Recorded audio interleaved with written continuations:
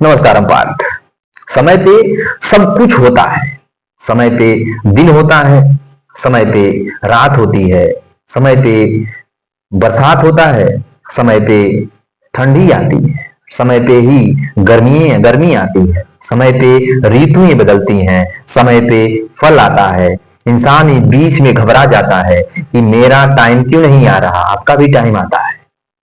धीरे धीरे रे मना, धीरे सब कुछ होए, माली सींचत सौ घड़ा, ऋतु आए फल होए। तो जब ऋतु आती है तभी फल होता है। उससे पहले तो माली ने 100 घड़ा पानी से खेत की सिंचाई कर ली। इसमें गुत्थी है, आप समझो। समय पे ही हर चीज तय है। समय पे फूल आएगा, फूल आने के बाद पेड़ पे फल लगेंगे, तब जाके आपको मिलेगा। समय सबका है, तय है समय। इससे पहले ये बात हम समझ लेते हैं कि अगर बरसात होने से पहले किसान अपने खेत की जुताई ही ना करे और उसमें बीज बीज ही ना बोए, तो बरसात आने पे वो कैसे फल की प्राप्ति कर सकता है। उससे पहले तो आपको तैयारी करनी होगी ना। ठीक वैसे ही अगर आपका क्वेश्चन पेपर, आपका पेपर आने वाला है, तो आप उससे पहले अपने सिलेबस को तैयार नहीं किए हो, आप अपनी पढ़ाई को पूरी नहीं किए, अपने विषय को पूर्ण नहीं किए, तो अगर वो समय आ भी जाएगा तो आप उसमें क्या कर लोगे। कुछ नहीं कर सकते। आप फिर उसके बाद अपनी किस्मत को धोखा, अपनी किस्मत को जो आप क्या करोगे, इल्जाम लगाओगे मेरी किस्मत खराब थी। इसीलिए पार्थ, वो माली जो था अपने खेत को पहले खुदाई की, तब जाके उसने बुआई किया, उसके बाद उसने 100 घड़ा पानी भी डाला, उसके बाद उसको ऋतु आई, तब जाके उसको फल मिला। आपको भी उससे पहले कुछ करना होगा। आपको अपनी प्रिपरेशन को मजबूत करना होगा जब तक आपका टाइम आ नहीं रहा है।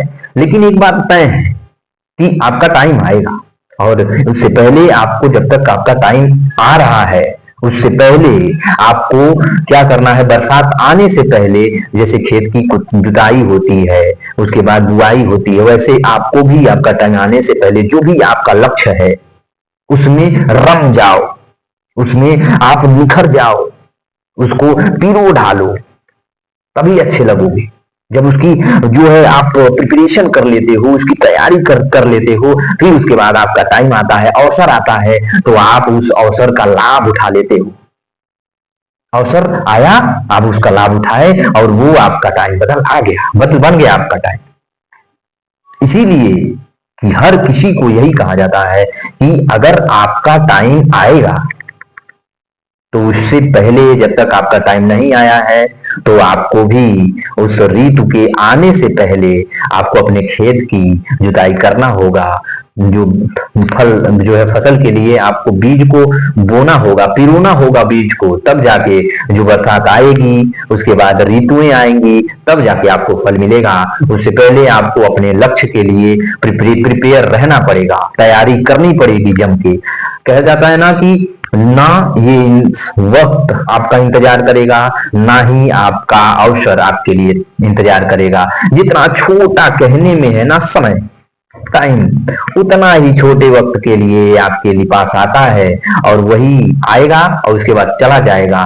और आप उसमें अगर प्रिपेयर हो, तैयार हो, तो आप उसका लाभ उठा सकते हो, आगे बढ़ सकते हो, कुछ अच्छा कर सकते हो, जीवन को सद जो उपयोग में ला सकते हो। नहीं तो कहा, मैंने कहा ना कि जीवन का एक ही लक्ष्य है, बनी तो कहानी नहीं तो नाटक। आप क्या बनाना चाहते हो, ये आप पे जो है डिपेंड करता है। एक बार फिर मैं कहना चाहूंगा कि टाइम बड़ा छोटा शब्द है। ये छोटे समय के लिए आपके पास आता है और चला जाता है। उसी छोटे समय में इसको अपने लिए आपको उपयोगी बनाना है, या इसको आप दुरुपयोग कर देना है। समय किसी का इंतजार नहीं करता। इसके पास इतना बड़ा घमंड है कि ये आज आप इसको बर्बाद करोगे, कल ये आपको बर्बाद कर देगा, और फिर आप इसको कोसते रहना, ये फिर आपके पास नहीं आने वाला। और एक चीज और है, इसका जब थप्पड़ जब एक दिन आपको लगेगा, फिर आप उठ नहीं पाओगे। ये हमेशा अपने जहन में बैठा के रखना। और एक दूसरी बात मैं इतना ये कहना चाहूंगा कि आज अगर आप अपने सपने के लिए नहीं भागे, तो कल आप किसी और के सपने को पूरा करने के लिए 20-20 घंटे, 34-30 घंटे मेहनत करना, ये आप अपने अंदर बैठा के रख लेना। और मैं तो आज यही कहूंगा कि कल आपको पछताना ना पड़े। इसीलिए आज जो आपने सपना देखा है, उसको मन लगा के, जी लगा के, जान लगा करके उसको पालो, कि कल आपको पछताना ना पड़े कि मैंने एक सपना देखा था, उसको मैं पा नहीं सका। ये यहाँ पे जो था बैठे, ये ना बैठे आपके जीवन जहन में। इसके लिए आप मेहनत करो, आगे बढ़ो। समय आपके लिए रुकेगा नहीं। इसको, ये छोटे समय के लिए आएगा और वो अवसर लेके आएगा जिसमें आप लाभ उठा सकते हो।